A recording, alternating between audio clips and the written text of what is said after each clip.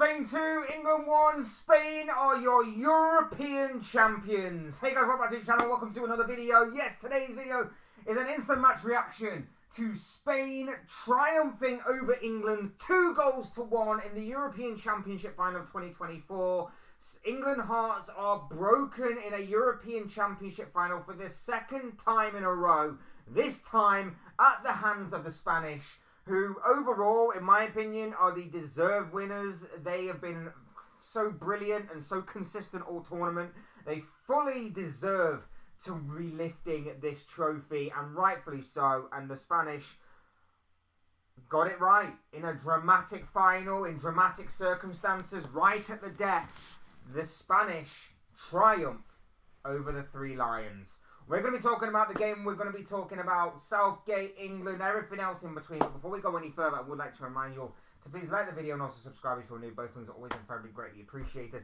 Get involved in the comment section. Let me know your thoughts, your comments, opinions, predictions, feelings, whatever you want to call it in regards to this video down below. Use and abuse that comment section. I'm sure you've got some interesting and great thoughts to talk about in regards to the final, the result, and everything else in between. So please do get involved down there, people. Would love to hear from you all on this story. But of course, let's get on with the video. Let's talk the European Championship final that was, in which Spain, in the dying moments of the game, won it. Won the European Championship for the first time since 2012. First and foremost, congratulations to Spain. Spain fully deserved it. Fully deserved it, and if I'm being honest, I did predict this in my predictions video that I did. I did say the Spanish would win by 2-1, and that is exactly what happened. But they fully they fully deserved it.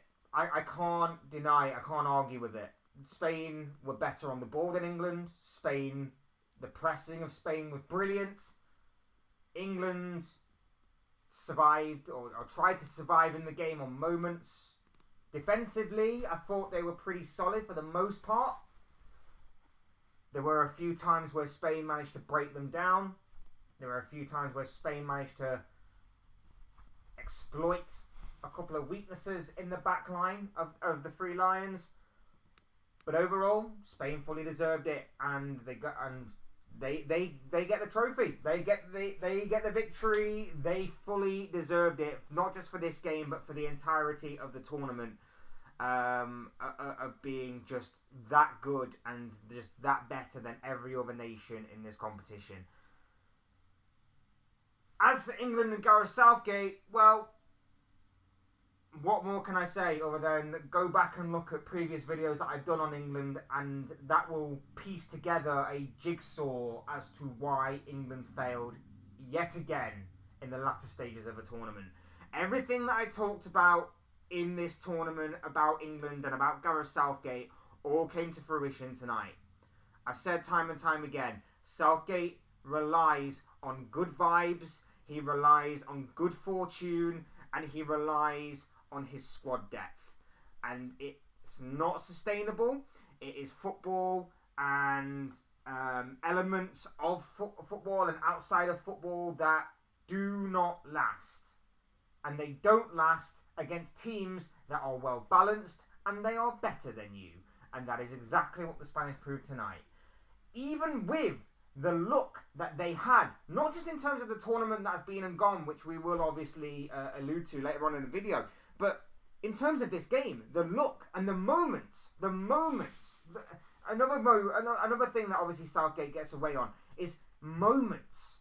Not sustainable, but a moment here, a moment there. And that's what's helped them get through to this stage of the final. And even tonight, there were moments, there was luck, there was good fortune, everything came together, but again, it wasn't sustainable, and that is why it all fell apart, and that's why the Spanish were able to win this game. Because when I saw that Rodri wasn't going to make it out for the second half, I thought Southgate is the luckiest guy on earth. As a Liverpool fan, I've been praying that Rodri is out for City. Not to be injured horribly, that would be insanely cruel and very unnecessary. But just miss a few games here and there, because we know he's a massive part of that Manchester City team. He misses this game in the second half for the Spanish, and yet it doesn't make it any easier for England. The look that Southgate had still didn't last this game. Even with Rodri out, even with the insane goal Cole Palmer scored, and it was a fantastic goal, and it's really just, again, it's another fantastic goal to add to the collection of fantastic goals that this tournament has produced. But you know what I mean? Like, it was again another moment that Southgate was seemingly relying on. A brilliant moment from Cole Palmer. But again, this could all have been avoided had Southgate just gone a bit more balls to the wall, a bit more courageous. If he'd have just released the handbrake, if he'd have stopped being so cowardice, England could have been very much walking away with winners' medals and the European Championship trophy by the end of tonight. If Southgate had gone a bit more attacking, a bit more on the front foot, a bit more aggressive, but he's still a coward. And the sad part is that the talk before the game is that this guy's going to stay on to the next World Cup. We're making a massive mistake if that is to happen. If that is to happen, we are making a massive mistake. And I said that when I did the video that I put out the other day on Southgate, on the potential of him staying. If that is to be the case and we're going to keep him, that is a massive mistake. Whether tonight was a win, whether tonight was a loss, doesn't matter what the result would have been tonight. It's a mistake because this guy is a coward. And this guy, his ideology, his philosophy, his tactical methods just do not cooperate with the squad, the potential, the talent, the quality that we have right now. It just doesn't compute. It doesn't go together. But yet, we could be sat here in 2 years' time with the same issues, the same problem, and still with no international glory whatsoever. Because this guy is just tactically inept. He is poor. He makes the same mistakes time and time again. And like I say, tonight, it could have easily been avoided. As I said in the pre-match prediction video, Spain's main threat, or Spain's way of playing, should I say, is possession-based, tiki-taka, play with a high line, be aggressive, be on the front foot, and work your chances in the area. England's counter to that should have been, let's play Ollie Watkins or Ivan Toney. Let's play one of them two instead of Harry Kane leading the line. Not only are they quick, not only are they physical, they can hold up the ball, they can press, because that's the main thing. We had no press from the front with Harry Kane, but with one of them two, we could have pressed from the front. If we're willing to give up possession to a more possession-based team, that's fine, but you need to press from the front. That is the first and most important thing defensively. That's the first line of defence. It needed to be perfect, and Kane wasn't that. The only time I ever realised Kane was actually in the game was when he got yellow carded. That was it. That was the only time I recognised he was in the game.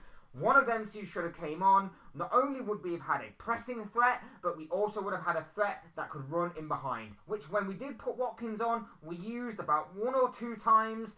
And then after that, we didn't use again. We didn't use that threat again. We had Jordan Pickford constantly going long ball up to Harry Kane, and Harry Kane, nothing. There was nothing Kane was doing. Every single time, Pickford, with the players that we have, we still went long ball and we couldn't even keep it. We didn't even try to maybe play out from the back. We didn't even try to bring the Spanish onto us so that we could maybe beat the press, work our way around them. No. We just decided, let's hit it long, and hopefully one time Kane will hold the ball up. It didn't happen. The same mistakes that we've made all tournament, the same things that I and a lot of other people have pointed out throughout this entire tournament. All there for everyone to see. If people still want to come at me or anybody else and say that Southgate is still great, Southgate's this, Southgate's that, or England were great, England whatever, it's all there for you to see, people. It wasn't exactly hard to miss. It was so stupid. And you know, bringing on Cole Palmer when he did, he scores a fantastic goal, but maybe he left it a little too late. You know, Luke Shaw in that first half was England's best player, which tells you everything that you need to know about the England way of setting up. They couldn't keep hold of the ball. That's probably the worst game I've seen Kobbie Mainoo play for a long time. And it's nothing down to him. I'm not like trying to scapegoat him or anything, but he just couldn't get into the game, and I think he just got a bit swamped in that midfield of Spain's, to be fair. But no, it was dreadful. And you know, I talk about the look that Gareth Southgate has, and obviously the look of even Rodri not making it out in the second half, and the look of Cole Palmer and everything, and the look of having a luxury of depth in that England squad. He's got to look at the... Kyle Walker. Kyle freaking Walker. If that was Trent Alexander-Arnold tonight, making those mistakes that he did, that guy would be hounded and harassed out of England so fast, he'd be on the first plane to Real Madrid, if that was Trent. But because it's Kyle Walker, and because we all wax lyrical about how Kyle Walker's the best England defender we've had, or best England fullback, or whatever the narrative is, no one will say a word about it. No one will question his performances in this competition, because it's Kyle Walker, and Kyle Walker's won everything with Manchester City. Kyle Walker has the pace, but he has been caught out time and time again in this tournament, and no one has said anything. But the fact of the matter is that this guy constantly is a weak link in that back four, and no one says anything. But if his name was Trent Alexander-Arnold, we'd be harassing him, we'd be hounding him, we'd be calling him the reason as to why England lost today, lost the competition, lost whatever and anything else you can think of. But Trent didn't even get on the pitch. It's ridiculous. If I'm Trent Alexander-Arnold, I'm handing in my retirement tomorrow, or even right now, right this second. I'm handing in my retirement from international football right now.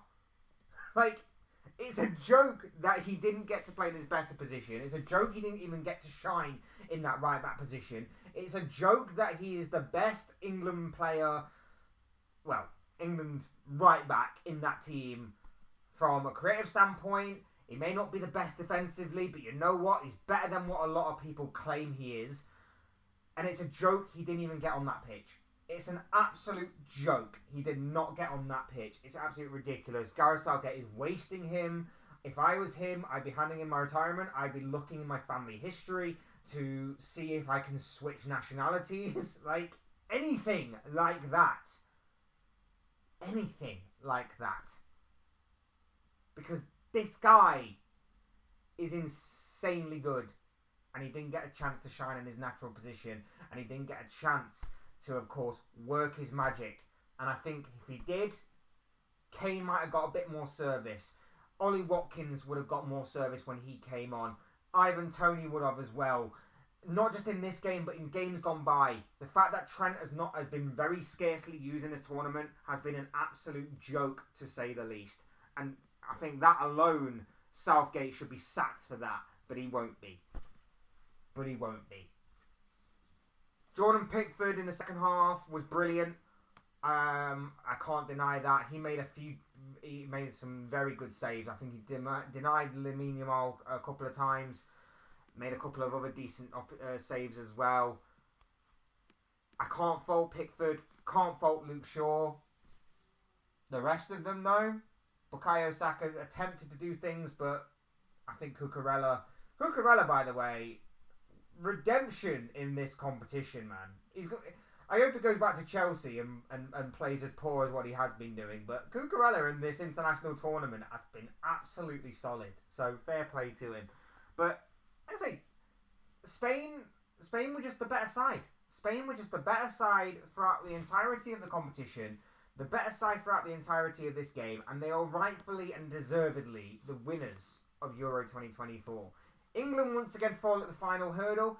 England once again are you know, in a bit of a mess right now, because if they keep Gareth Southgate, then this insane generation of talent and quality is only going to be wasted away for another couple of years at the very least.